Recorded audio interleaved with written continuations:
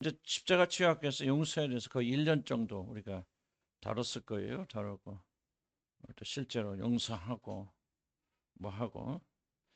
그러나 이제 제일 중요한 건 뭐냐면 성경 자체가 용서에 대해서 뭐라고 말하는지가 굉장히 좀 중요한 그런 부분이기 때문에 오늘 이제 말씀을 통해서 우리가 좀 연구를 해볼 것이다. 그렇게 진행을 합니다. 용서가 뭐냐고 정의를 내리기도 굉장히 어렵습니다. 용서라는 말은. 한마디로 이게 용서라고 말할 수 있는 게 좀, 그래서 시간이 흐르면서, 지나면서, 아, 이게 용서구나, 이런 몸으로 좀 스스로 터득해서. 여러분, 용서를 필요가 있습니까? 난 굉장히 우리 인간들에게 있어서 용서란 주제는 가장 중요한 주제. 용서를 받고 용서하는 인간의 어떤 문제가 실타래처럼 얽혀 있다면 그건 용서하지 못한 데서 오는 문제고 용서를 필요로 하지 않는 사람 하나도 없다는 거죠. 우리 구원 받았잖아요. 구원이 뭐예요? 다른 거 아니에요. 용서 받는 거잖아요. 구원의 핵심적인 내용은 우리 죄를 하나님으로부터 용서받는 거. 그럼 인간의 핵심은 무엇입니까? 서로 용서하여 주는 거. 서로 용서하고 용서를 받고 그런 평강과 화평이 임하는데 아무리 우리가 하나님 은혜를 받고 성령 깊이 체험하여도 용서하지 못한다면 결코 여러분들은 하나님이 주시는 구원에 이르는 축복과 열매를 누리기는 불가능하다. 그래서 지금도 저는 싸우고 있고 용서하기 위해서 발버둥 치고 있고 용서를 이해를 좀 하기 위해서 저도 좀 많은 노력을 하고 있습니다. 그래서 마태복음 18장 21절부터 한번 볼까요? 그 고영재 그 책상에 제 성경이 있을 거예요. 그 상위에 마태복음 18장 21절부터 좀 주세요.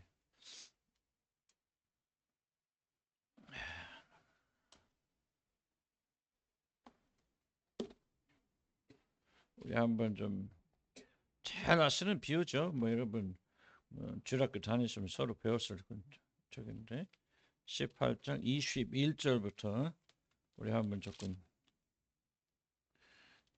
봅시다. 우리 36절까지 우리 같이 한번 읽고 시작. 그때 베드로가 나와 이르되 주여 형제가 내게 죄를 범하면 몇 번이나 용서하여 주리까? 7번까지 하리까? 예수께서 이르시되 내게 이르노니 7번뿐 아니라 7번을 70번까지로 할지니라. 그러므로 천국은 그 종들과 결산을 하던 어떤 임금과 같으니 결산할 때 10,000달란트 빚진 자 하나를 데려오매 갚을 것이 없는지라 주인이 명하여 뭔가 아내와 자식들과 모든 소유를 다 팔아 갚게 하라. 그 종이 엎드려 절하며 이르되 내게 참으소서 더 갚으리라 하거늘 그 종의 주인이 불쌍히 여겨 놓아 보내며 그 빚을 탕감하여 주었더니 그 종이 나가서 자기에게 100데나리온 빚진 동료 한 사람을 만나 붙들어 목을 잡고 이르되 빚을 갚으라 하며 그 동료가 엎드려 간구하여 이르되 나에게 참아 주소서 갚으리라 하되 허락하지 아니하고 이에 가서 그가 빚을 갚도록 옥에 가두거늘 그 종료들이 그것을 보고 몹시 딱하게 여겨 주인에게 가서 그 일을 다 알리니 이에 주인이 그를 불러다가 말하되 악한 종아 내가 빌기에 내가 내 빚을 전부 탕감하여 주었거늘 내가 너를 불쌍히 여김과 같이 너도 내 동료를 불쌍히 여김이 마땅하지 아니하냐 하고 주인이 도하여 그 빚을 다 갚도록 그를 넘기니라. 너희가 각각 마음으로부터 형제를 용서하지 아니하면 나의 하늘 아버지께서도 너에게 이와 같이 하시리라. 아멘. 굉장히 좀 무서운 말입니다. 무서운 말이고 이것이 구원과 어떻게 관련이 되어 있는지를 살펴볼 겁니다.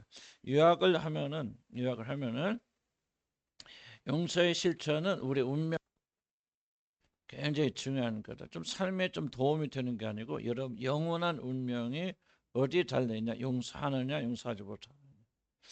좀 그런 중요한 질문 중에 하나 그러면 내가 구원 받았어도 용서하지 못하면 지옥 간단 말입니까? 라고 하는 좀 굉장히 좀 대답하기 어려운 질문을 우리 할 수 있겠죠. 꼭 그런 건 아닐 수 있겠지만 그것이 어떻게 구원과 연결되는가 좀 우리가 살펴볼 것입니다. 그래서 우리들은 하나님도 결코 갚을 길이 없는 그런 은혜로 우리 용서받았기 때문에 그렇기 때문에 우리는 뭐냐 빚진 자가 되어져서 우리에게 잘못을 저지른 자들을 용서해 줘. 기독교인은 뭡니까? 용서는 사회에서도 하라고 그러죠. 심리학이나 또 뭐 사회 뭐 가면 뭐 김창욱이 댓글 그 뭐 나가서 하신 분들 계시잖아요. 그러면 용서하라고 많이 하잖아요. 기독교 용서와 다른 자들 용서 무엇이 다릅니까?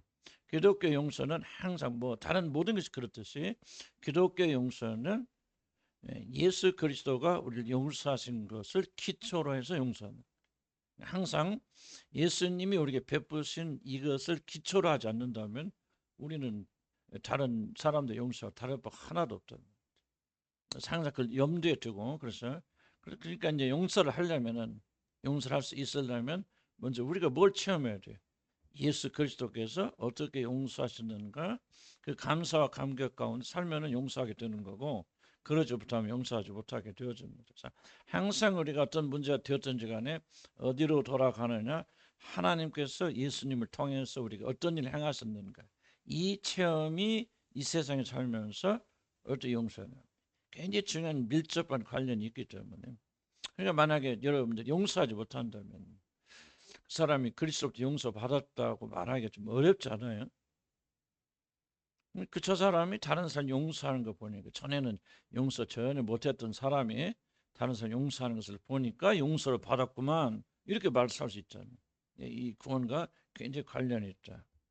그래서 이 비유의 배경은 21절 22절 베드로가 나와서 이제 용서의 주제를 꺼내죠. 내가 잘못을 저지른 사람을 몇 번이나 용서하리까. 율법이 7번까지 용서라 그렇게 돼 있을 것 같아요. 그래서 이제 베드로는 이제 큰맘 먹고 율법에 따라서 7번 용서하면 됩니까? 그때 예수님 뭐라고 말합니까? 7번이 아니라 7번을 70번. 7 곱하기 70. 몇 번? 490. 아우 유치원 좋은 데 나오셨다. 490번을 용서해 주라. 라고 하는데 그러면 491번 주면 용서하지 않아도 된다. 그런 뜻일까요? 그런 뜻은 아니죠. 근데 한 사람 용서하는데 막 490번 이것도 마음의 중심으로 깊이 490번을 용서한다는 것은 도대체 무슨 뜻입니까? 한마디로 만약 무한대로 해라. 다른 말로 표현하면 용서에는 뭐가 없다는 뜻이에요? 제한이 없다. 이게 굉장히 어렵지만 중요한 부분 용서 핵심 중 하나입니다. 용서는 한두 번 하는 게 아니에요.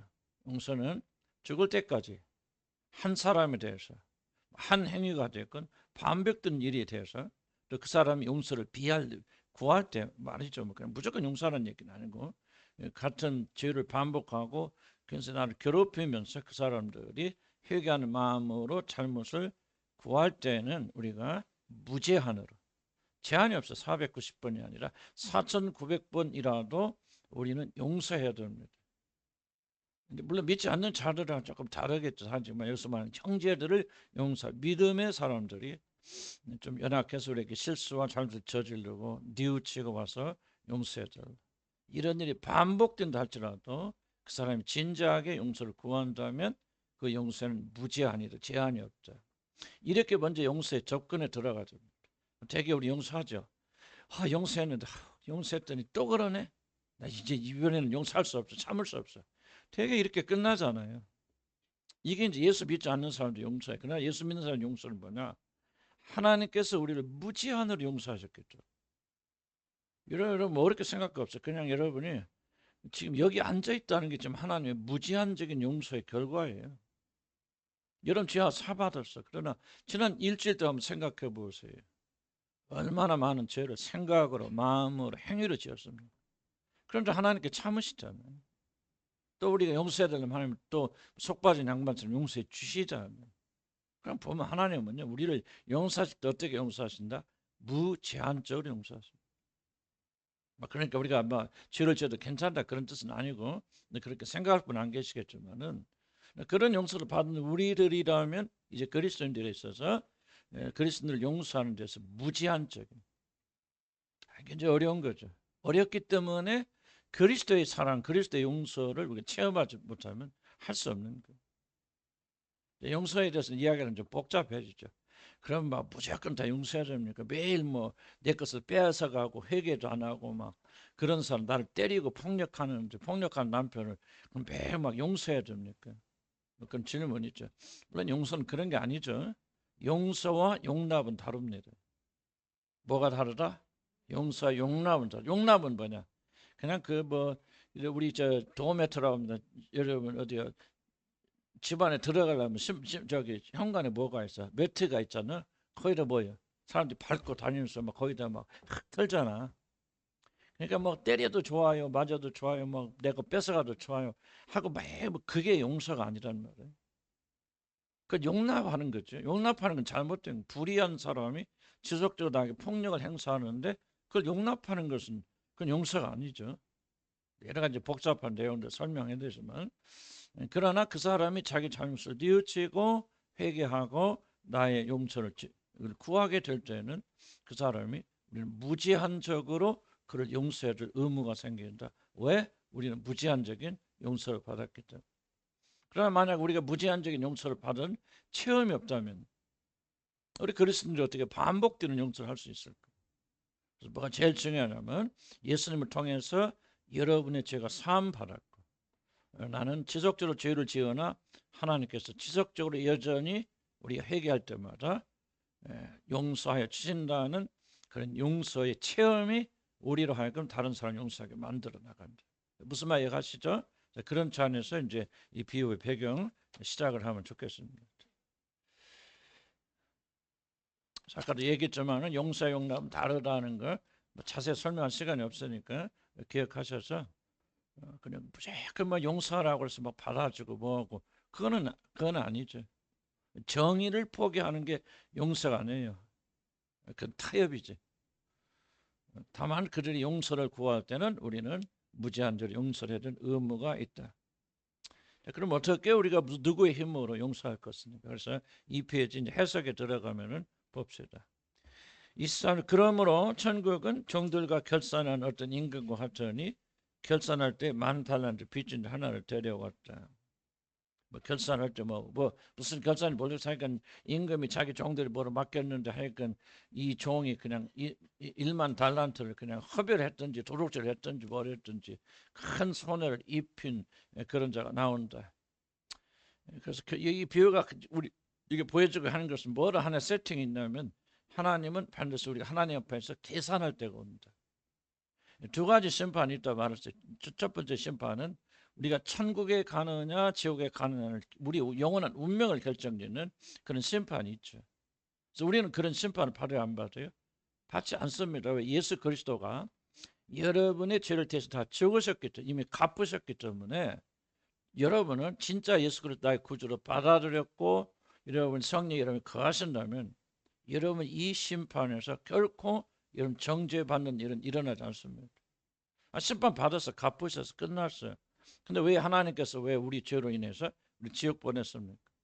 그래서 나는 이제 개인적으로는 누구든지 진실로 진정으로 예수를 자기 구주로 받아들여서 그분의 죄가 사함 받고 성령이 그 안에 거하신다면 내가 지금 말한 첫 번째 심판 우리 하늘나라 들어갈 거냐 영원한 지옥에 던져질 까는 그 심판은 나는 받지 않는다. 그래서 요한복음이라도 나를 믿는 자는 이미 뭐요 용서받았고 사망에서 생명으로 옮겨졌다는 이야기들은 첫 번째 심판을 말하는 거다. 그러나 두 번째 심판이 있습니다. 두 번째 심판은 뭐냐 여기 있는 말씀처럼 고린도서 5장 10절에 있는 말씀처럼 우리가 다 반드시 그리스도의 심판대 앞에 나가자. 그리스도의 심판대가 있다. 물론 그리스도의 심판대가 따로 있고 그럴까 뭐 그런 이제 의문이 들긴 하지만은 그리스도의 심판대 앞에 다 나타나게 되어 각각 선악간의 그 몸으로 행하는 것을 따라 받으려 한다. 예외 없어요. 우리 믿고 사망에 들어 지옥에 던져지는 심판에서 건진받는 우리들이 할지라도 다 그리스도의 심판대에 나가서 우리가 어떻게 행하였는지 우리가 어떻게 살았는지를 다 계산하게 되어집니다. 뭐 거기서 지옥 갑니까? 지옥 가지는 않겠지만은 그 상벌이 있을 수도 있고 뭐 그건 난 잘 모르겠어요. 어쨌든 간에 그런 심판이 반드시 있다는 사실. 오늘 성경에 말할 때 예수 말한 계산한다는 말은 두 번째 심판을 지금 의미하고 있다. 나는 그렇게 생각합니다. 그러니까 첫 번째 심판. 그러니까 뭐 조금 이제 지나면서 저도 명확하게 다 이해는 못하니까 하는 겁니다. 그래서 연말 정산을 할 때 종들이 10,000달란트 빚진 자를 이제 잡아왔다. 그런데 이제 이 종이 좀 내가 갚을 때 하지만은 그냥 이 종을 긍휼히 여겨서 임금이 이 모든 것을 탕감해 줬다. 자, 그럼 먼저 그럼 이 사람이 지금 빚진 것이 얼마 빚졌다 말하죠? 1만 달란트 빚졌다. 어떻게 되냐면 1만 달란트의 돈이 얼마나 되는가? 먼저 우리가 계산할 필요가 있겠죠. 1만 달란트는 얼마냐면 1만 달란트는 6천 데나리온이라. 1만 달란트, 아니 만 달란트, 한 달란트. 한 달란트가 얼마냐? 6천 데나리온. 그러면 6천 데나리온은 뭐야? 1 데나리온은 얼마냐? 노동자들이 하루에 받는 임금을 데나리온이라. 한 데나리온. 그때는 뭐 우리하고 단위가 다르겠지만 지금 현대식으로 계산한다면 지금 일당이 얼마예요? 하루 일하면 얼마 받아요? 노동자다 가서 10만 원? 20만 원? 우리 있는 이 양평은 뭐야? 보통 25에서 35만 원. 미친 돈. 그러니까 거기까지는 가지 말고 양평까지는 가지 말고 그냥 서울 근처에서 왔다. 10만 원 왔다. 좀 싸게 해서 10만 원. 하루 일당 10만 원인데 1달란트 6천 데나리오니까 얼마예요? 10만 곱하기 6천. 빨리. 그러니까 6천 좋은데 나오셔야 돼요. 6억입니다. 이게 보수적으로 잡아도 6억. 20만 원 잡으면 12억이에요. 거기다 10만 원 곱해 1만 달란트니까 그럼 얼마 나와요? 6조에서 12조 정도의 빚을. 이게 지금 성경의 비유가 말하고 굉장히 중요한 강조점입니다. 이 사람이 얼마나 빚진 현대어로 말하면 6조에서 12조. 그럼 이것을 뭐로 말 숫자를 말할 걸 뭐예요? 한마디로 말하면 엄청난 빚이다. 어떤 빚이냐? 이 사람이 죽었다 깨내도 자기 집 다 팔고 아내 팔고 자식 팔고 자기 목숨까지 바쳐도 결코 갚을 수 없는 엄청난 빚을 진 이 종이다. 이게 이제 비유가 말하고 있는 강조점. 자, 이해 갔습니까? 이 빚을 진 사람이 갚으라고 하는데 갚을 길이 없으니까 나가서 내가 갚으리다 그렇게 호소를 하긴 하지만은 도무지 이 사람은 갚을 길이 없는 그 빚을 여러분이 용서받았다. 이게 이제 비유에서 강조하는 굉장히 중요한 점입니다. 여러분이 왜 감격 없이 삽니까? 감사하지 못해서 살죠. 구원받아서 하나님의 자녀의 죄 용서받아서 왜 그런데 감격이 없고 감사가 없어요? 여러분이 지은 죄값이 얼마인가를 여러분 아직도 깨닫지 못해요. 성경이 지금 강조하고 있는 거예요. 1만 달란트 빚졌단 말은 그 사람은 모든 걸 다 바치고 다 자기 목숨까지 바치고 아내까지 팔고 자식까지 팔아도 도무지 갚을 길이 없는 엄청난 빚을 진 이 사람이 임금의 긍휼과 자비로 인해서 건진받았습니다. 그럼 이 사람은 뭐예요? 감사하고 감격 가운데 살아가야 될 거 아니에요. 아니 이 종은 뭐를 깨닫죠? 자기가 진 빚의 크기가 얼마나 큰가를 숫자상으로는 알지 몰랐지만 마음 깊은 것에 인식하지 못하고 깨닫지 못하고 살았다. 나는 오늘날의 우리들의 이야기 아닌가. 다 구원 받았어요. 하나님 자녀예요. 예수 그리스도가 나의 구주로 받아들였어요. 그런데 여러분 중요한 질문은 얼만큼 감사하고 감격 가운데 기쁨 가운데 삽니까? 그런데 중요한 질문은 그런 용서와 구원을 받았기 때문에 얼만큼 여러분에게 잘못한 사람들을 용서하고 샀습니까? 왜 여러분은 여러분의 조그만 잘못을 저지르는 사람들 그렇게 용서하고 살지 못합니까? 용서받은 사람 뭐를 모르기 때문에 내가 받은 용서의 크기가 얼마인가를 도무지 이해하지 못해요. 감격이 없어요. 이 죽을 자리에서 건져신 하나님의 은혜에는 감격이 없기 때문에요. 자기 때 잘못해도 그걸 용서하지 못하는 거예요. 미워하는 거예요. 나는 여러분 보세요. 예수 그리스도의 고질한 주님이라는 사실을 믿는 믿음은 다 있겠죠. 근데 중요한 질문은 그 믿음이 얼마나 여러분 안에 살아있습니까? 머리 지식 구원하지 못해요. 여러분. 진짜 여러분 구원받았다면 그리고 내가 이 큰 죄에서부터 건져받던 감격 속에 살아가는 사람이 어찌 자기 자신이 잘못한 사람을 용서하지 못할 수 있습니까? 이건 불가능하죠, 여러분들. 대답이 없어요. 어떻게 이런 일이 가능합니까? 우리가요 이걸 모르는 거예요. 그러니까 성경 이 사실을 강조하기 위해서 1만 달란트라고 이양 실제로 빚졌다는 게 6조 12조 뭐예요? 죽었다 깨나도 모든 걸 다 팔아라. 다 보세요. 한 1억쯤 내가 빚을 졌다. 그럼 내가 어떻게 갚을 수 있겠지. 집을 팔든 뭘 하든지. 그런데 내가 1조 10조의 빚을 졌다. 내가 어떻게 해요? 그런 엄청난 빚을 지었기 때문에 우리가 하나님께서 우리를 긍휼히 여겨 주셨어요. 공짜로 구원시켜 주셨는데 우리가 이렇게 살면 안 되잖아요. 뭔가 좀 잘못되어 있지. 용서를 하라는 게 아니에요. 지금 그게 아니고 용서를 받은 사람은 용서를 하게 되어 있죠. 왜 그런 일이 일어나고 있지 않는가에 대한 심각한 질문을 던져야 돼요. 이 종의 비극은 뭐냐? 자기가 지은 죄값이 빚이 얼마나 큰 거를 이 사람은 감을 잡지 못하고 있었죠. 숫자상의 머리에 숫자상이 있었지만 그 마음에 이건 내가 죽었다. 그러니까 종이 뭐라고 말합니까? 내가 다 갚으리라 그렇게 말하잖아요. 자, 우리 4페이지 보면요. 이 종의 가장 큰 착각이 뭐냐? 자신의 빚의 크기를 상환이 가능한 것으로 오해한다. 그래서 너가 뭐라고 했죠? 내가 뭐 하리라? 갚으리라. 너무 뛰어들어 버렸다. 10,000달란트. 그래서 그 말 맞죠? 4페이지 넘어가요. 그래서 25절에 보면 갚을 것이 없는지라. 근데 26절에 보면 그 종이 엎드려 절하며 이르되 내가 참으소 내가 다 여기 보니까 다 갚으리라 그랬거든. 그러니까 이 사람 착각이 뭐예요? 자기가 지은 빚은 자기가 충분히 상환이 가능한 작은 거라고 지금 착각하고 있죠. 내가 노력하면 뭐 재산 다 팔면 뭐 하면은 나 충분히 갚을 수 있어 라고 하는 이 착각이에요. 이 착각이 뭐예요? 그로 하여금 백데나리온 조금 빚진 자를 용서하지 못한 엄청난 용서를 받은 사람이 용서하지 못한 비극을 낳게 되었습니다. 내가 노력하면 그렇게 보세요. 여러분들이 구원을 여러분 이해하셔야 돼요. 구원을 이해하려면 먼저 뭐부터 성경들 이해해야 됩니까? 우리들의 뭐요? 완전히 비참함과 우리들의 어떤 뭐라고 설명할까 완전 그냥 완전히 타락되었어요. 그냥 우리는 죽었다 깨어나도 무슨 일을 해도 도무지 우리의 빚을 죄값을 갚을 수 없는 그런 엄청난 큰 죄를 지은 죄인이라는 사실을 우리가 깨달아야 되는데 이걸 깨닫지 못합니다. 나는 우리 교회에서 함부로 뭐 세례도 안 주잖아요.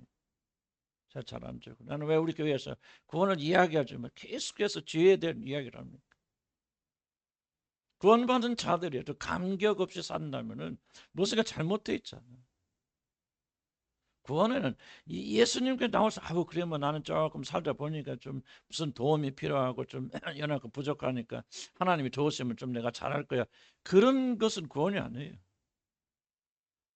나는 정말 아무것도 할 거 없고 가진 것 없고 그냥 내가 지은 죄는 너무나도 엄청난 거여서 예수 그리스도에게 기대는 거 외에는 그분이 행하신 일을 내가 믿음으로 받아들이는 그 믿음도 내가 아니라 주님이 선물로 주셔야 되는 죄인 중에 괴수라고 하는 사실을 진실로 마음속 깊이 인식하고 인정하는 사람들만이 나와서 예수 그리스도에게 손 벌릴 수 있는 거예요.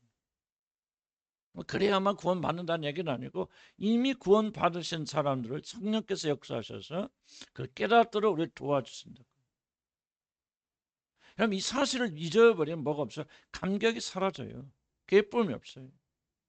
이런 큰 죄에서 나를 건져주셨구나. 기쁜 감격 속에 설 때 뭐요?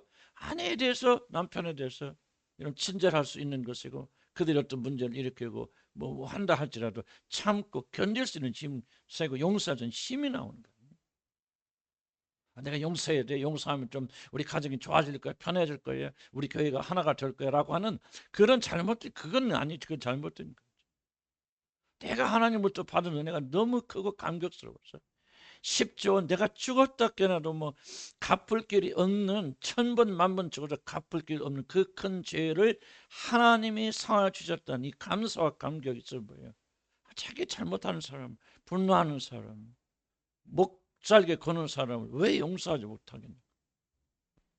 하나님 나라는 말했지 않고 능력이 있죠. 용서할 때 능력이거든요. 그러면 이 용서하는 능력이 어디서 나오냐? 내가 죄인 중에 괴수해서 그런 자임에도 불구하고 하나님의 은혜로 나를 건져 주셨다는 감사 감격이 내 안에서 움직여라. 이게 원동력이 되어져서 용서할 수 있는 거예요. 이런 감격이 없는데 용서할 수 있도록 노력하라. 그런 기독교는 그게 아니에요. 여기서 솟구쳐 오르잖아요. 감사와 감격이.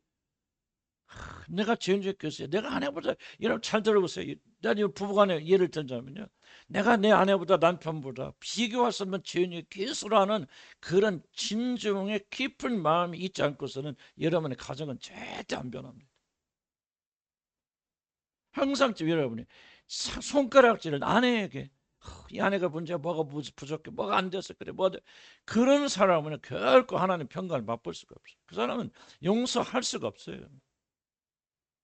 문제는 뭐냐? 그런 사람은 나중에 하나님의 용서를 받아들일 수 없는 거, 누릴 수 없게 되어지는 비극이 일어나는 거예요. 여러분들이 깨닫게 될 기도에 하나님, 내가 누군가를 알게 해주시고 내가 얼마나 큰 죄를 짓는가를 깨닫게 하여 주시옵소서. 죄인 중에 괴수입니다. 사도 바울같이 그렇게 거룩했으면 뭐라고 하니까 나는 죄인 중에 괴수였다 그렇게 고백하는 것은 지금 성령의 은혜로 말미암아 내가 하나님께 어떤 빚을 지었는가를 그 깨달았고 발견해. 그래서 뭐라고 나는 살인자고 율법에 다 얘기하지 않습니까? 교회 핍박자고 하나님과 원수고. 그런 거룩하신 분이 그렇게 이야기한 이유는 뭐냐? 바로 자기가 지은 용서받은 빚의 크기를 그가 측정할 수 있었기 때문이다. 그런 말이에요. 그래서 이 감격이 있어야만 용서는 가능하잖아요. 그래서 용서하려면 어디로 가야 돼? 다시 여러분이 용서받은 그 일로 돌아가셨죠. 여러분 보세요. 여러분의 죄의 크기가 얼마나 큽니까? 그래서 하나님의 아들이 죽어야만 할 정도로 큰 거예요. 다른 것으로 못 갚아요. 그렇기 때문에 하나님께서 사람의 몸을 입고 오셔서 여러분 대신 십자가에서 죽을 정도로 우리가 저지른 죄의 값은 무지막지하잖아요. 1만 달란트로도 비교가 안 되는 그런 용서 받았던 감격이 있으면 그때 나한테 조금 잘못하는 사람이 있으면 용서 못할까요? 미워하는 마음이 있을까요? 비판, 판단, 정죄할까요? 그건 불가능합니다. 왜 아직도 우리는 사람들 비판합니까? 저 사람은 저래 뭐가 그래. 그 순간 자기는 막 의로워요. 그렇게 생각하는 순간 그 사람 어떤 생각을 가지고 있으니까 나는 그리스도가 나를 위해서 죽으실 필요는 전혀 없는 사람이야. 내가 조금만 노력했다라면 다 문제 해결할 수 있는 나는 다른 사람에게 예수가 필요하지 나에게 예수가 필요한 거야 하고 십자가를 부인하고요. 예수 그리스도를 부인하는 순간에 간단한 거 아닙니다. 비판하고 판단 정죄하고 내가 왜 이래 뭐 우리는 그럴 자격이 전혀 없는 사람. 나 같은 사람이 변하는 것은요. 다른 게 아니라 복음을 이해하면요. 이해하기 시작하니까 그게 아니구나. 정죄할 수 있는 사람이 아니구나. 죄인 중에 괴수이구나. 비판 판단 올라올 때도 있겠죠. 그러나 그렇게 할 수 없어요. 우리는. 우리가 하나님의 은혜를 깨닫고 내가 어떤 죄인인 걸 알다. 내가 가장 큰 죄인 중에 괴수인데 어떻게 다른 사람 비판합니까? 나보다 더 어려운 사람들은. 그러니까 나는 이제 복음이 들어오면요. 복음은 우리 자신을 변화시켜야 돼요. 변화시키지 않는 복음은 가짜 복음이 죽은 복음. 그래서 내가 우리 삶을 강조하는 거예요. 그렇게 살아라는 얘기 아니에요. 올바른 복음이 들어가면 우리가 누군지를 알게 되고 어떤 은혜를 구원받은 걸 알고 그 감격을 살게 된다면 이게 윤리와 도덕은 거기서 나오는 거 거기서부터 비판, 판단, 정죄 멈추게 되는 거죠. 육신의 습관에서 한두 번 나올 수도 있겠죠. 그러나 그럼 또 후회하고 하나님께 회개하고 뉘우치고 그런 것이죠. 그러니까 키는 뭐냐 열쇠는 내가 누구냐 어떤 용서를 받았느냐 그래서 기도하세요. 구하셔서 하나님 내가 받은 구원이 무엇인지 내가 어떤 큰 죄로부터 해방되었는지를 주님 알게 해주시옵소서. 일만 달란트. 그래서 내 얘기했죠. 과거에 내가 용서할 때 내 육신의 아버지가 얼마나 미웠는지 모르겠어요. 살인적인 분노를 내가 가지고 있어요. 오해죠. 오해고 잘못된 생각이지만 나는 막 우리 아버지 옆에서 막 칼로 찔러 죽이고 싶은 막 그런 정도 우리 아버지에 대한 분노가 있었던 저그 내가 스위스 저기 영국에 있을 때 스위스에서 가서 그 뭐니까 YM 예수 전도단에서 하는 그 아버지 취업 세미나 했었어. 우리 식구들 다 우리 이현석 목사 다 가서 같이 참석했어. 그래서 그 시간에 좀 대역하는 시간이 있어요. 그래서 그 나 이름도 지금 기억 안 나. 그 브루스라고 그 유명하신 분, 와 예수 전도단 그 카운셀링 총 책임자였던 분, 뉴질랜드 분인데 정말 인자와 자비. 그분하고 같이 할 기회가 있어가지고 내가 뭐 통역도 해드리고 막 그러고 있었는데, 그분이 이제 자기 아버지 그 역할을 하죠. 그런데 그분이 안 꼈는데, 그 자기 아버지처럼 난 아들처럼 안 꼈는데 속에서 막 엄청난 분노가 막 일어나더라고. 옆에 칼이 있어 막 아버지를 막 찔러 죽이고 싶어. 그런 막 그런 심정이 일어나. 그래서 막 소리를 막 내가 질르면서 막 그렇게 했거든. 그렇게 했는데 참 하나님께서 그때부터 이제 치료해 주셔서 우리가 이제, 그런데 그것도 굉장히 중요하지만 내가 우리 아버지를 용서할 수 있는 그런 힘이 어디가 있느냐면요.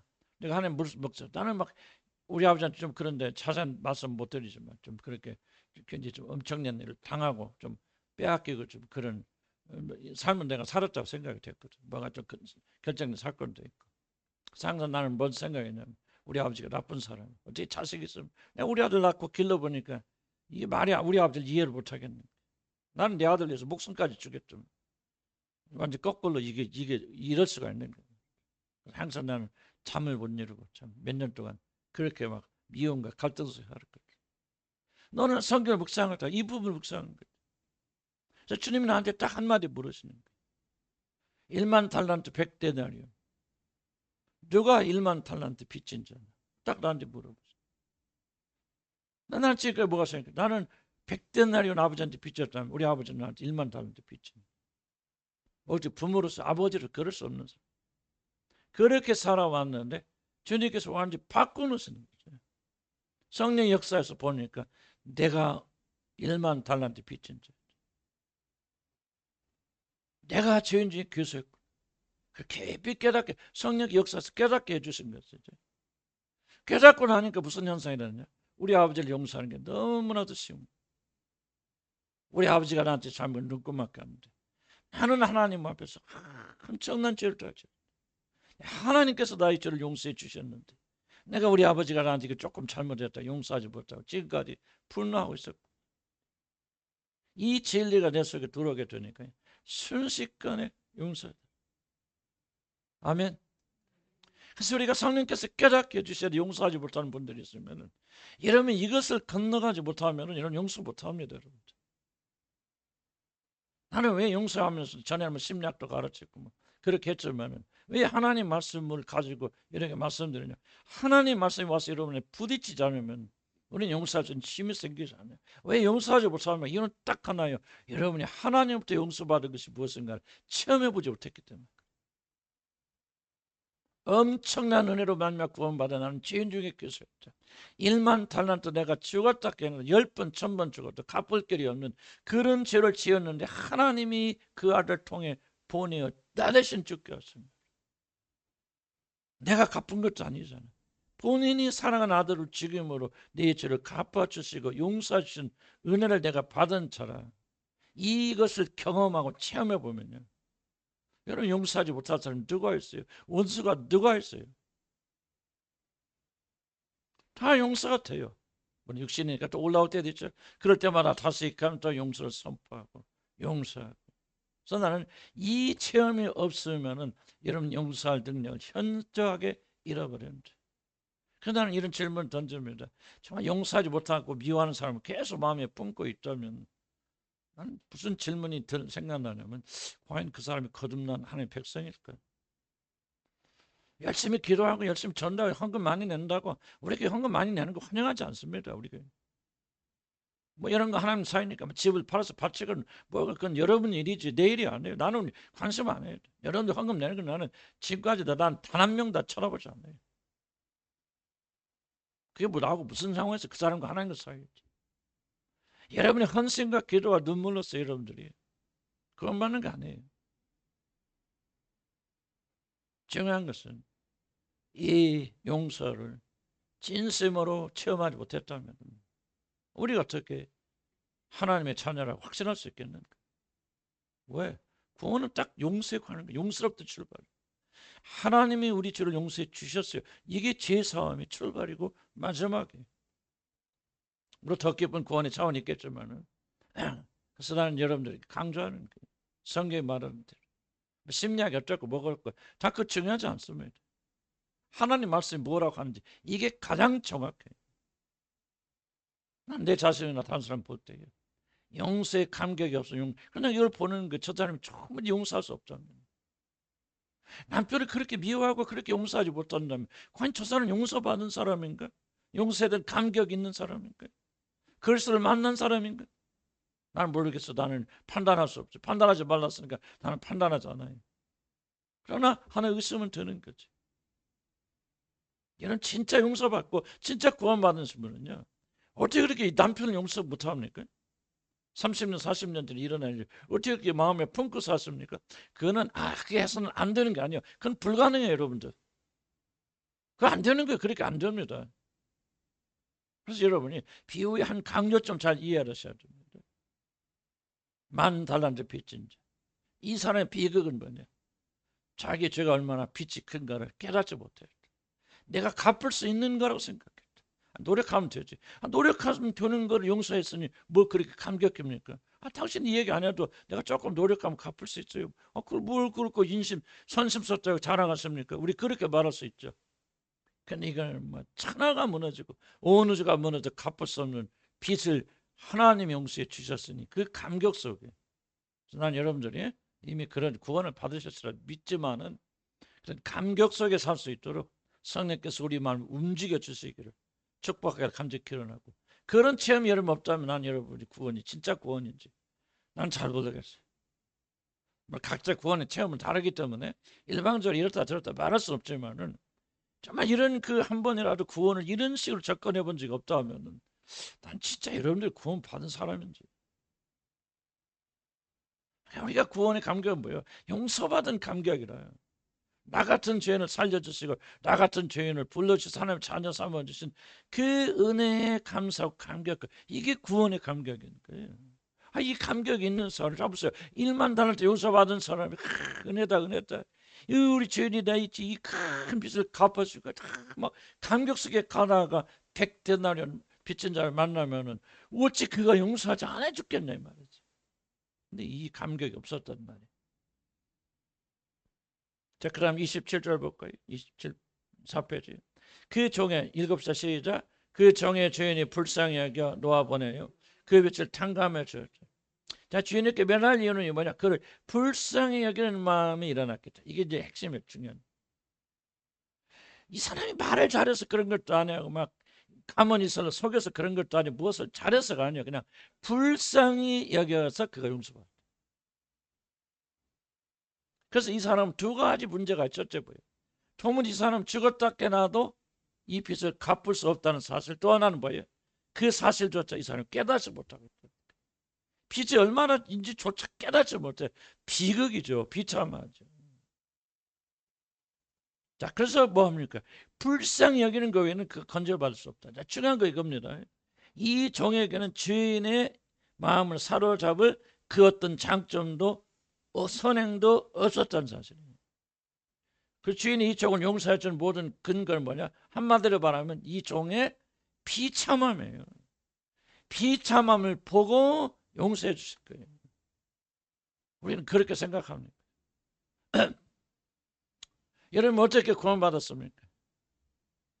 여러분 무의식 속에는요. 여러분들이 무엇인가 여러분이 공로가 있기 때문에 하나님 그 공로를 보시고 나를 구원해 주셨다 착각합니다. 그래도 내가 교회에 나왔고 믿음을 선택하였고 다른 사람과 죄짓고 잘못된 걸어가도 나는 뭔가 여러분의 선함과 공로가 여러분을 구원했다 그렇게 믿고 있어요. 그 어떻게 합니까? 그렇게 믿고 있기 때문에 뭐가 없어요? 감사와 감격이 없고 선을 행하고 다른 사람 용서하는 능력이 나오지 않는 거. 이게 증거예요, 여러분들. 진짜로 여러분이 비참함을 인정하고 내가 정말 구원받을 수 있는 유일한 길은 내가 너무나도 비참해서 하나님이 나를 은혜로 불쌍히 여기셔서 나를 구원해 주셨다는 사실 믿는 사람은 반드시 증거가 나옵니다. 그 증거가 뭐냐? 그 은혜가 자기 안에서 나오게 되어 있어요. 열매로 그 나무를 안다고 하잖아요. 그러니까 우리가 이런 행함과 이런 자세를 통해서 우리가 무엇을 믿고 있느냐가 드러나고 증명되는 거예요. 행함이 없다, 열매가 없다. 그럼 뭐가 잘못된 거예요? 뿌리가 잘못된 거예요, 여러분들. 뿌리는 올바른데 올바로 구원받고 하나님의 그런 게 아니라 그 말. 무언가 뿌리가 잘못돼 있다 그 말. 아니 뭐를 강조하고 싶느냐? 기독교는 그렇게 무기력한 게 아니라 그 말. 죽은 자를 다시 살려고 눈먼 자를 보게 만들고 귀머거리를 다시 듣게만 능력이 하루아침에 되는 거 아니죠. 하루아침에 되는 거 아니지만 여러분이 그게 구원이라는 사실을 인식하는 것과 인식하지 못하는 것은 하늘과 땅의 차이가 납니다. 여러분 왜 연약한 줄 아세요? 기독교 자체 구원 자체를 아무것도 아닌 것을 그렇게 믿고 있기 때문에 연약한 거예요. 구원은 엄청난 것이다. 천지가 뒤바뀌는 것이다. 나의 모든 게 뒤바뀌어 새로운 피조물 보라 새 것이 되었다. 모르는 사람이 놀라 자빠지고 구원이라고 믿는 사람은 그런 사람이 됩니다. 구원은 그냥 교회만 왔다 갔다 하는 거고 그러다가 죽으면 천국 가는 거예요. 뭐 내 멋대로 살다. 그렇게 믿는 사람은 아직 구원 못 받아서 그렇겠지만요. 차나 죽을 때까지 그렇게 살다 비참하게 끝나버리는 거예요. 무엇을 믿냐? 내 믿은 대로 될지니라. 나는 아직 잘 체험하지는 못했지만 그래 경험 거듭나면 엄청난 거예요. 거듭나면 나의 정천재가 바뀌는 거예요. 막 이게 구원이라 믿는 사람들은요 반드시 그런 일이 일어납니다. 전면적인 변화가 일어나 전면적 재조정이 일어납니다. 나이 드신 분도요 70세 넘으신 분들도 70이니까 내가 은퇴해 이제 언니 노릇이나 왕언니 노릇하다 가야겠네 그렇게 생각하면 그냥 그러다 죽어버리는 거예요. 죽는 날까지 나는 막 주님을 향해 갈 거야. 막 이게 구원이야. 막 하나님 나를 그렇게 이루실 거예요. 막 오늘 설교 말씀 막 붙잡고 막 그렇게 한다면요 그런 일이 여러분의 반드시 일어나요. 아멘. 그래서 나는 목을 걸고 목이 좀 쉬었잖아요. 그래서 쉰 건 아니고 목을 걸고 내가 목숨을 걸고 목숨을까지는 안 가지만 어쨌든 그렇게 가르치는 거예요. 왜 나도 체험했거든. 구원이 이런 거 나는 구원은요 예수 믿고 목사 돼서 수십 년 동안 어떻게 했냐. 구원은 예수 믿고 그냥 대충 살다가 천국 가는 거야. 열심히 살면 상 받고 뭐 그러면 뭐 하늘나라 가면 뭐 상 받은 놈이나 안 받은 놈이나 다 똑같지 뭐 거기 가서 한국 땅같이 자랑을 할 거니까요. 그런 거 아니잖아요. 그렇고 하면 뭐 그 가난한 사람도 뭐 그런 차이 없잖아요. 그러니까 나는 그냥 대충 살았어요. 그러다가 나는 이 구원을 공부하면서 이게 아니구나. 구원이 이런 게 아니구나. 이런 천지가 뒤집혀진 이 엄청난 구원을 나는 이렇게 생각해왔구나. 생각 바꾸니까 그 구원 역사가 나한테 일어나거든. 그래서 나는 뭐를 발견했냐면 생각이 이걸 모든 걸 좌우하는 거예요. 구원이 그렇다고 믿으면은 성도 말이죠. 그 사람의 생각이 없다면 그 사람 위인도 그러한 적. 구원이 임하는 거라고 생각하면 임하는 구원밖에 맛보지 못해. 그러나 구원은 엄청난 거다. 변화다. 우리 자녀 거듭나고 성령 바뀌면 새로워질 것이다. 막 그럼 새로워져 애들도. 교회도 그래요. 제가 그래서 막 바꿨잖아요. 막 내가 10년 동안 여러분 신음하면서 우리 교회는 안 돼. 막 해도 안 하는데 이 사람 절대 안 변해. 다른 사람 우리 주님 한 교회들이 변하면 내가 손에 장을 지지. 내가 그렇게 살았던 사람이야. 근데 어느 날 보니까 내 믿음이 잘못됐고 믿음대로 돼가는 거야. 그래서 성령의 은혜에서 바꾸시다, 된다, 변한다. 하나님 말씀 살아있다. 운동의 역사할 때 막 하는 거예요. 막 조라도 막 하는 거예요. 괜찮아요. 조라 웃어 와서 조르세요. 집에서 조는 것보다 낫지 막. 졸다가 막 무슨 말씀 딱 때는 막 은혜 받아갖고 막 그냥 괜찮아. 나는 막 여러분이 어떤 옷을 입고 어떻게 와서 하든 나는 막 좀 방해하는 일이 아니라면 그냥 놔두는 사람. 왜? 나 그걸 깨달았거든. 하나님 역사니까. 살아있다. 말씀이 역사입니다. 구원받지 못할 사람은 내가 백날 떠들어도 그 사람 이게 말 안 들어갑니다.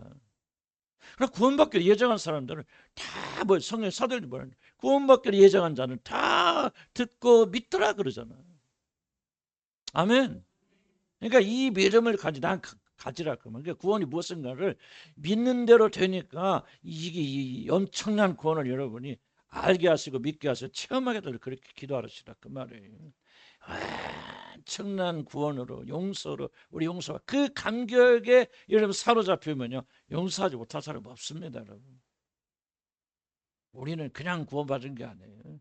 하나님의 사람의 몸을 입고 여러분을 대신해 죽고 부활하신 엄청난 사건을 통해서 우리가 용서받고 하나님의 자녀가 된 사람들이에요. 이걸 믿고 깨닫게 해주시라고. 그럼 여러분은요 사랑의 사람이 되어집니다. 손양원 목사님 뭐 좀 위대해서 그렇습니까? 성령 역사 복음을 깨닫게 되니까 그 안에 하나님 역사가 이 하나님께 위대한 사랑의 원자탄이 나오는 거예요. 저와 여러분도 나는 그렇게 될 수 있다 믿습니다. 뭘 강조하냐? 자, 이 종이 용서받은 유일한 조건이 뭐다? 긍휼히 여김. 거기는 불쌍해요. 그러니까 구원받을 하나도 없다 그 말이에요. 자격도 요건 하나도 없다. 이렇게 생각 안 하면 거만이 올라온다. 이렇게 믿고 하면 겸손이 돼서 사람이 하나님 역사 일어날 수 있다. 그래서 4페이지 밑에 두 번째 한번 볼까요? 이 종의 비극은 뭐냐? 용서받은 이 종이 자신에 대한 진실을 깨닫지 못했던 사실이 있다. 그런 자신 제어가 좋았다든지 말 주변이 좋았다든지 무엇인가 주인의 마음에 드는 것이 있어서 자신이 이 굴레에서 벗어났다고 생각할 거예요. 그러나 구원의 공적이 지금 누구에게 가요? 자기에게 오니까 감격이 없죠. 이 감격이 없으니까 용서해둔 사람을 용서하지 못하게 되었다는 거예요. 자, 뭐가 중요하냐? 종의 빛이 탕감을 받은 것은 오직 뭐에 그의 뭐 때문이다? 비참함. 여러분들 그거를 인식하고 깨달아야 됩니다.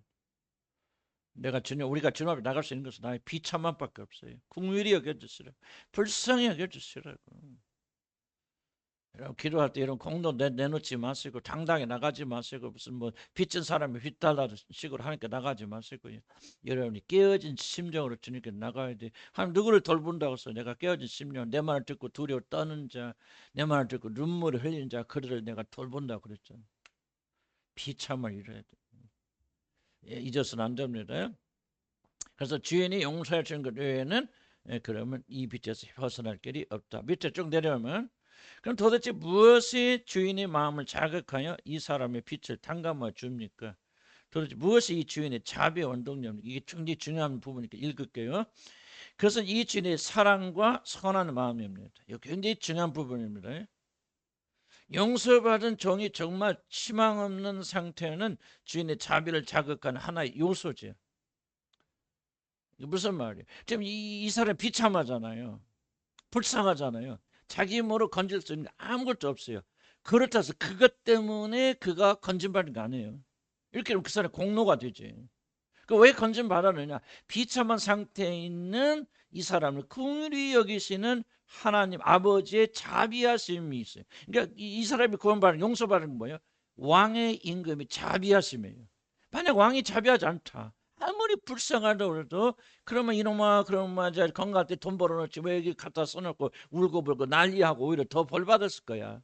근데 그를 긍휼히 여기는 왕의 자비로운 마음이 있었기 때문에 그의 빛을 탕감해 준 것이죠.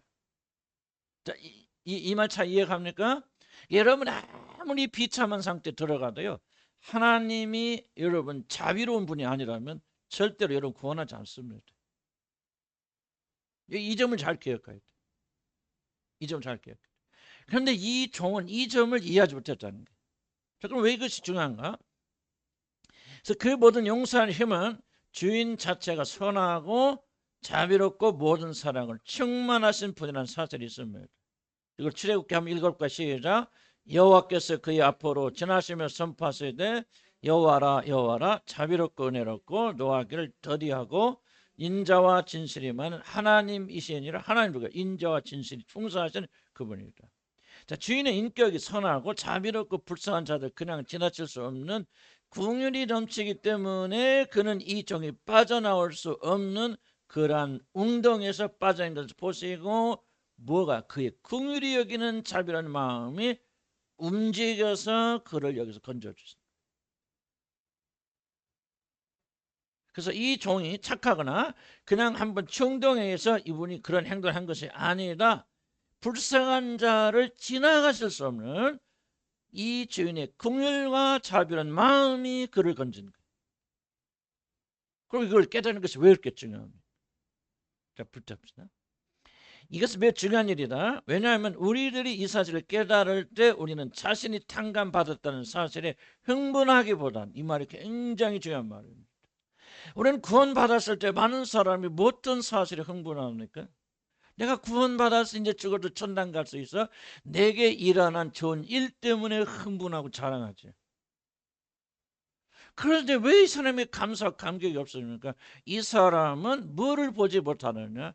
내가 구원받은 것은 내가 잘해서가 아니라 정말 절망적인 상태에 빠지는 나를 긍휼히 여겨주시는 하나님 아버지 자비로운 마음이 나를 건지셨다고. 초점이 뭐예요? 자격이 일어난 좋은 일로부터, 구원으로부터 그 구원을 베푸신 하나님의 인자심과 자비에서 옮겨가게 되면은 우리는 자연스럽게 무엇을 봅니까? 그 하나님을 바라보면서 그 하나님을 경외하게 되고 사랑하게. 도대체 얼마나 놀라운 분이시길래, 얼마나 사랑과 은혜가 풍성하신 분이시길래 아들까지 보내어 우리를 죽게 하신다는 말인가 하면서 그 하나님을 사랑하게 되죠. 이해갑니까? 이해가요? 이게 중요합니다. 그래서 여러분의 모든 관심이 하나님께로 옮겨가면은 뭐가 이제 뭐 아름다울까? 하나님이 아름다우니까. 왜 하나님이 아름다우실까? 하나님 멋있죠? 그런 은혜와 자비를 베풀으셨기 때문에. 그래서 여러분 안에 어떤 마음이 일어나게 되냐면 그 놀라신 분이 행하시는 자비, 그 놀라신 분이 행하시는 긍휼이 우리가 이제 관심을 가지기 시작하는 거예요. 자, 이해가요? 자, 다시 한번 정리할게요. 만약에 여러분이 구원받았다 할지라도 여러분이 구원받던 사실, 나는 이제 죽어도 천국 갈 수 있어, 놀라는 갈 수 있어라고 여러분에게 이런 좋은 일에 초점 맞춘다면은 여러분 괜히 흥분할 거 아니에요. 난 죽어도 천국 가고 난 행복해, 나는 이렇게 안전해.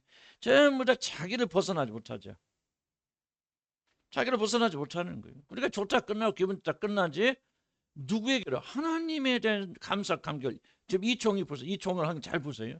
하나님에 대한 감사 감격 들어가지 못하는 거예요. 그러나 이게 아니구나. 난 정말 죄와 허물로 죽었던 사람이고 아무런 장점이 없는 분인데 그분의 놀라운 사랑과 은혜와 긍휼과 그 아름다운 그 성품 때문에 나 같은 사람의 관심 가져주시고 나를 건져주셨구나 하고 자기가 구원받던 사실보다 구원하신 분에게로 우리 초점 옮겨가면은 이제 그분이 너무나도 아름답게 보이는 거죠. 좀 표현이 그런데 아름답게 보이는 거예요. 그분이 행하신 일이 너무 놀랍게 보이는 거예요. 그럼 우리 안에 어떤 것이 어떤 동경이 일어나냐면 그분이 왜 아름다워요? 자비로우심 때문에, 그분이 여겨주시는 그 선한 마음 때문에 그분이 아름답게 보이잖아요. 그럼 우리는 자연적으로 어디로 관심이 옮겨가게 되냐면 그분이 우리에게 베푸신 긍휼과 자비를 굉장히 아름답게 여기게 되죠. 여기까지 이해가시죠? 그러면 아름답게 여기기 때문에 이것을 행하고자 하는 열망이 우리가 생기죠. 그래서 어려운 사람 보게 될 때 내가 그분이 받은 그 은혜와 사랑처럼 나도 그분에게 이 아름다운 일을 행하고자 하는 열망이 일어나게 된다. 자, 이해가죠? 여기까지? 그래서 우리가 뭐냐, 용서받은 자들이 내가 용서받던 사실, 지금 이 종에게 일어난 거 보세요. 이 종에게는 용서받았던 사실이 더 감격스러운 거. 나는 이제 빚에서 해방됐다, 나는 안 갚아줬다, 이제 내 멋대로 살아도 돼, 해방됐네 하고 자기 도취에 빠져 있었기 때문에 뭐가 안 보인 거야? 나는 하나도 자격이 없는데, 죽어봤자간 차이인데 우리 주인 임금님이 얼마나 인자하고 자비로운 분이길래 나의 모든 죄를 사해서 내 모든 빛을 탕감해서 이렇게 자비롭게 풀어졌단 말인가. 나는 아무리 봐도 내가 받은 은혜는, 내가 가진 장점 없는데 선하게 100% 그분 때문에 그렇게 되어졌구나. 아니, 우리 주인은 얼마나 훌륭하고 멋있는 분이길래 이런 일을 행하시니까 나도 좀 우리 주인 닮고 싶어 하고 그런 마음 생길까 안 생길까요? 첫째, 옮겨졌다면 생기겠죠. 그런 자들이 뭐가 되냐? 이제 용서하고 있다는. 용서할 수 있는 거죠. 그게 알고 나도 주인처럼 그렇게 살고 싶어. 그렇게 선한 일을 하고 싶어. 그렇게 착한 사람이 되고 싶어 하고 이제 뭐야? 주인이 행한 일을 쫓아가는 거예요. 전혀 그러지 못한다면 여러분 어떤 사람이 여러분 아직도 자기 세계에서 구원 받으니 나는 모르겠어요. 그럼 구원 받았다 합시다. 내가 받은 구원, 내 행복, 내 안전, 내 위치, 거기서 그것만 바라보는 중. 뭐가 안 보여? 하나님이 안 보여. 하나님의 선하심이 안 보여요. 그럼 진짜 거듭났을까? 나는 거듭 안 났다고 생각해. 그 사람 구원받았을까? 나는 구원받았다고 생각하지 않아. 하나님 나라에서 부인받는 사람 누가? 이 사람. 구원받았던 착각 속에서 하나님을 보지 않고 자기에게 몰려있는 사람들은 절대로 여러분이 뭐냐? 용서하고 싶은 마음 안 생깁니다. 용서할 수 없어요. 원수를 향해서 눈물 흘려 기도할 수 없어요. 여러분. 이 말이 굉장히 어려운 얘기지만요. 굉장히 중요한 말입니다. 그럼 왜 하나님 안 봅니까? 아직도 자기 구원에 부른 공로를 자기에게 돌리겠죠. 내가 뭔가 그래도 그래 그때 어릴 때 힘들 때 다른 사람 다 막 춤추러 다니는데 나는 그때 춤추러 안 가. 그래도 내가 어디 교회 나가서 막 그때 막 함께 매달리고 막 기도했더니 하나님께서 막 뭔가 지금 자기가 교회에 출석하는 것이 하나의 공로처럼 옛날에 나는 막 되게 임나는지도 막 하는데 지금 안 하고 내가 교회 열심히 나가고 기도하다 전부 다 껍데기로만 여러분이 자기를 자랑하는. 여러분 하나님은 안 봐니까요. 나는 죄와 허물로 죽었던 정말 도저히 용서할 수 없는 사람인데 하나님의 은혜로 사랑으로 그렇게 날 용서해 주셨군요. 그 놀라운 사랑이 너무나도 아름답고 너무나도 좋고 나도 그분처럼 용서하는 사람이 됐으면 좋겠다. 그분처럼 나도 다른 사람 도와주는 삶을 좋겠다 말이야. 나도 좀 우리 주님처럼 좀 거룩한 삶을 살았으면 좋겠다 하는 열망이 일어나는 사람은 왜 일어나냐? 구원받기 때문에 일어나는 거예요. 구원이 무엇인지 올바로 알아야 되죠. 그러니까 용서받은 사람, 진짜 용서받은 사람은 용서하지 않을 수가 없는 거예요. 왜? 용서받으면 아름답게 보이는 거예요. 나는 아무런 자격이 없는데 그렇지 하나님 어떠하신 분이시길래 그런 사랑을 나한테 베풀었나. 나 그 사랑 좀 알고 싶다 그 말이에요. 그 사랑 좀 본받고 싶다 그 말이에요. 우리 주님처럼 나도 용서하고 싶다는 열망이 구원받은 사람 그 안에 성령을 가지고 모시고 있는 사람들에게만 일어나게 되는 거예요. 누가 하나님 나라 들어갑니까?